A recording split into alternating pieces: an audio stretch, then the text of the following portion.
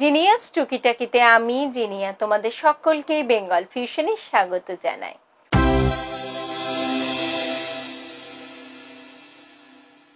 ছোট্ট সমস্যা ছোট্ট সমাধান। আজকে আমার আলোচনার বিষয় হলো প্রেসার কুকারে গ্যাসকেট বা রাবার যেটা ঢাকনার মধ্যে লাগানো থাকে সেটা যদি ঢিলে হয়ে যায় তাহলে তোমরা কি করবে।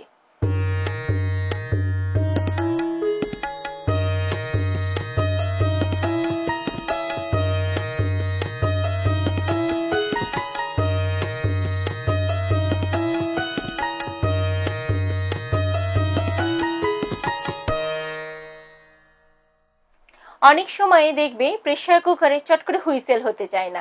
আর প্রেসার কুকারটা এমনই একটা জিনিস যেটা রান্নাঘরে না থাকলে আমরা কিন্তু সত্যিই বিপদে পড়ে যাই।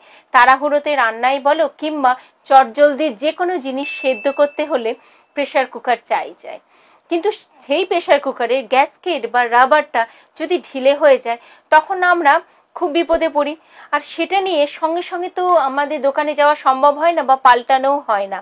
কিন্তু কি করব, কিছু তো একটা উপায় বের করতে হবে। সেই উপায় আমি তোমাদেরকে বলবো।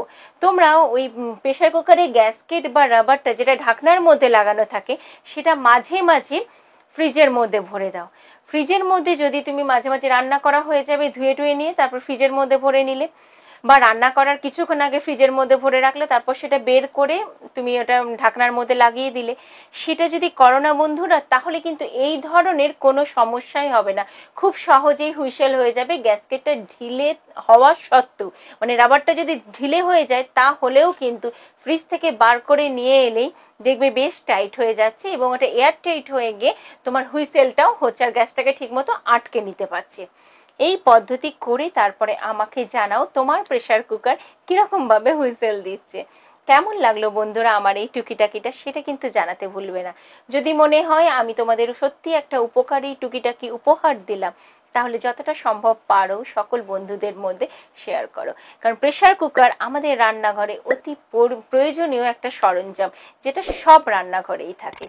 ভালো থেকো বন্ধুরা, অপেক্ষা করো পরের আরেকটা টুকিটাকির জন্য। আজকে আমি জিনিয়া এখানেই শেষ করছি। নমস্কার।